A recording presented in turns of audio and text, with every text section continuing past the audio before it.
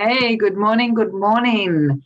Good morning, women of light. It's Wednesday Wisdom, and we're a little bit late because Phoebe and I have been chatting. We're actually talking to Phoebe today from Cyprus. I think last time we spoke, you were in the UK. So Phoebe's in Cyprus now, and we're going to be talking about shadows. So how are you? What's the time over there, Phoebe? We're 7 hours behind, so it's 1:30 a.m. Oh, wow. Thank you so much for staying up. You were just saying you're a bit of a night owl anyway, so. Yeah, I was going to be up anyway. Yeah. That's so cool. So the reason Phoebe and I know each other is because Phoebe was doing university. My dissertation. Yeah. So and you needed to. Well, I'll let you tell everyone. So what was it that you were doing? And you interviewed me. Yeah. So I'm doing my master's in consciousness, spirituality, and transpersonal psychology. So that encompasses also, beyond the ego stuff and beyond, this 3D materialistic world. And so my final year project it had to do with one's shadow and the influence it has, when you integrate your shadow, and whether this would influence, what are known as psi capacities in the paranormal world. So yeah, I spoke to Artemis and I interviewed her, and that's how we got connected. Yeah, that's right. Yeah. It's amazing because I don't think we've got any type of study like that over here in Australia. It's so exciting to know that you can do a degree in spirituality, and that they're leaning towards that in psychology and all that sort of stuff. So have you finished your degree now? I actually had to defer it because I was going through my own little shadow and a lot of shadow work, so I took a little bit of time. I'm finishing in November though, so currently still working on the project. And you can do that from Cyprus? Yeah, definitely. Oh, awesome.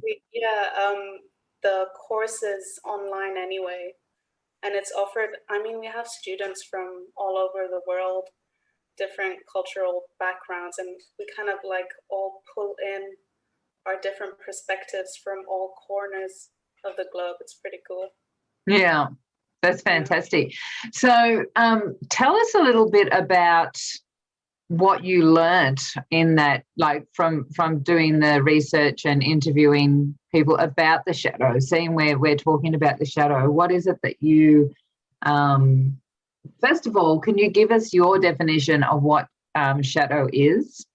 Yeah, definitely. So the shadow is basically all these unconscious aspects and behaviors that we have, that we don't acknowledge within ourselves, and that were programmed either through childhood, through our ancestors, through past lives.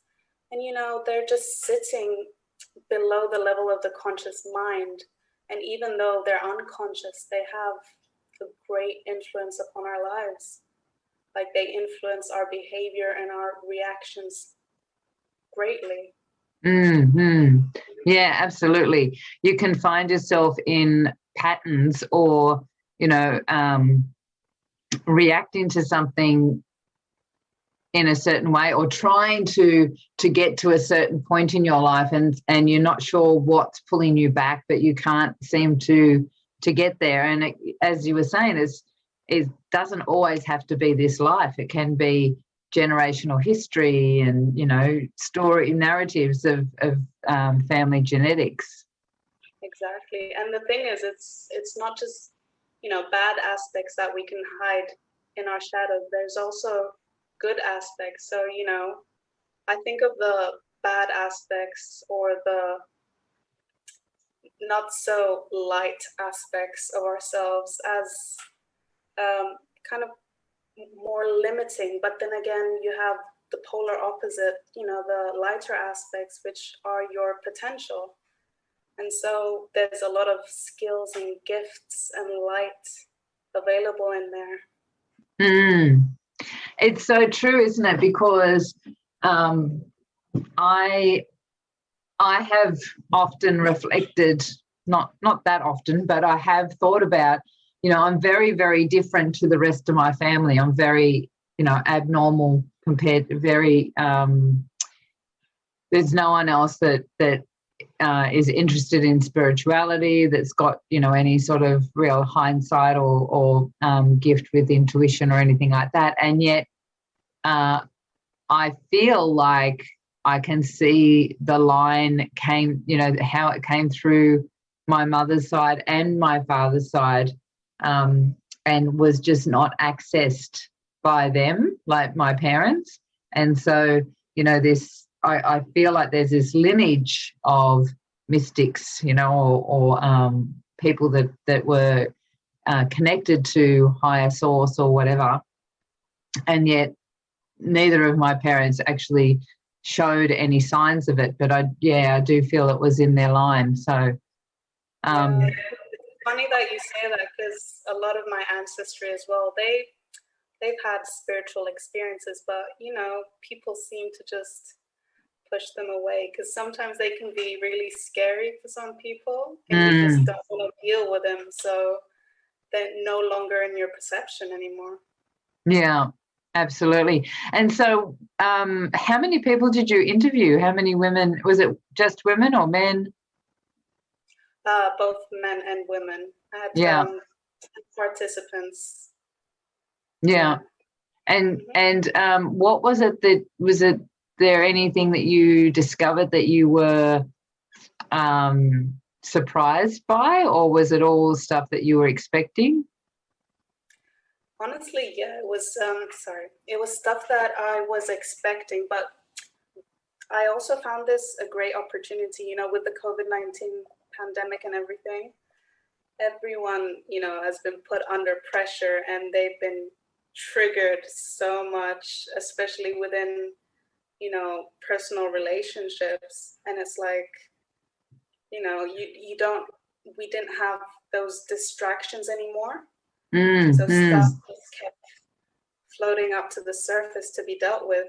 All this pressure just, kind of erupted. Yeah. And I thought it was a great opportunity to see how that, expedited sort of opportunity to do shadow work affected people. And, and like I said, I was also trying to see how that influences people's, what I believe that their innate gifts are, like psychic experiences and stuff.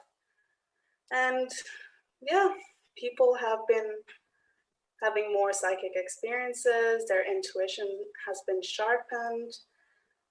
There was one participant that gained a new ability. Yeah, wow.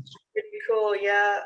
They could communicate with animals pretty easily, and then suddenly they could now communicate with actual spirits. Yeah, wow. Yeah, very clearly. Yeah. Yeah, that's awesome. And so just for people that the women that are listening, do you have any tools that you would suggest for looking at your own shadow? Yeah, definitely. So, we were talking about how they gained their abilities and more skills and stuff. That was through a process of looking at their shadow aspects whenever they were triggered. So some people had different methods. Some people would go to psychologists, psychiatrists, have coaches. Some people would do automatic writing and then kind of analyze it later and, have food for introspection to then sort of kind of sort through and try and shift that pattern. And, the end result would be that they would start having more trust in themselves, having more personal power, which is why, all these wonderful gifts were allowed to now flow because you were paying attention to shifting those energies within yourself. Yeah. And did you find that that was common with the people that you worked with, that they were self-reflecting and assessing and growing through the process? Yeah. Yeah, all of them had one practice or another that would help them, self-discover and reflect. And I mean, there's a lot of practices, and you kind of have to do what works best for you. For me, let's say I usually just meditate, because in that stillness, I can observe my thoughts more objectively. And then start thinking, oh, why am I doing this? How can I create awareness in the moment where maybe I'll have a trigger happen, and instead of a reaction, I'll have an action. Yeah. And what drew you in yourself? Like, what drew you to doing this course in the first place? And is it been something of interest for you all your life, or have you got a story? I think I might have mentioned this before, but actually this course kind of just fell into my lap. Wow. I was looking for, I love learning, and I was interested in spirituality ever since I was a kid. But I was an atheist when I was a kid. So even though I had this affinity for all this spiritual stuff, not until 2015 was when I had my first awakening. And then ever since then, I've been slowly getting into it. And then suddenly in, 3 years ago, I was just scrolling on my phone, and then this ad pops up for this university course, and I'm thinking, where did this come from? I just got so excited, and signed up straight away. Because it's such an unusual type of course, right? It's not something that you hear much of, so obviously it was meant for you to move into it. And what is it that you're looking at achieving after it? So what will you be moving into from that? I'm actually not sure, and I think this is to do with my journey as well. And it has to do with the shadow aspect as well. I believe that I'm very impatient, and I always want to know what's going on. Yeah. So I have to kind of learn to trust the unknown, just trust that I know I'm on the right path, and I'm sure it'll be fine. Yeah. Well, the very fact that the way it happened for you, that to me is the seed that shows that you're on a journey, right? So, when you can acknowledge that, which you have, like you see that it's all unfolding as it should. Yeah, exactly. That's what I'm hanging by as well. Well, thank you so much, Phoebe, for jumping on and staying up late. Whether you were or not, it's lovely to have you here. We were just talking about what's going on in Cyprus for you guys with lockdown, and you were saying that there wasn't really any lockdown, that there's a new test that comes up within seconds or 30 seconds, so... Not 30 seconds, 30 minutes. 30 minutes. Oh, okay, 30 minutes, yeah. And so as long as you've had a test, you can, there's no masks unless there's big groups. That's right? Yeah, that's right. Yeah. I think they're doing it for tourism, to be honest. Yeah, right.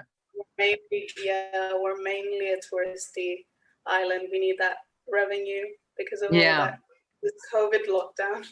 Yeah. Well, Australia seems to be the only country, Australia and maybe, I don't know, New Zealand, I'm not sure, but I know that Australia, where we can't go in or out, you know, unless you've got big bucks and a permission slip of some sort, you know. There's some sort of waiver that you've got to go through, and it costs a lot of money. So basically we're all shut down at the moment and quite isolated from the rest of the world. So have they given you guys an end date? No. No. And not for the lockdown of the whole country, no. So and if they have, I wouldn't know, because I actually don't watch what's going on. So I get it secondhand from other people. So I just know we're in, like, Sydney's been in lockdown for, as I said, this is the second month. So yes, and crazy, you know, different places all of a sudden are in lockdown for 48 hours or, you know, a few days or whatever. So yeah, we have all sorts of stuff. And last night I was speaking to a friend in New Zealand, and they had one case in New Zealand and the whole place has gone into lockdown, the whole country. Really? For one case? Wow. One case, yeah. Really so strict then. very, very strict. Yeah, it's crazy. Anyway, it would be lovely one of these days to be able to come to Cyprus or wherever you are, and maybe we'll meet one day. You never know. Yeah, definitely. I'll pray this is over quickly. Yeah, that's right. And if anyone would like to get in contact or just keep in contact and see what you're up to next, or to find out a little bit more about the course or what you can offer, how do people get in contact with you? Maybe just through Facebook? Yeah, definitely through Facebook. Yeah. I'm very open. I look at my all my messages. Awesome. Excellent. Yeah.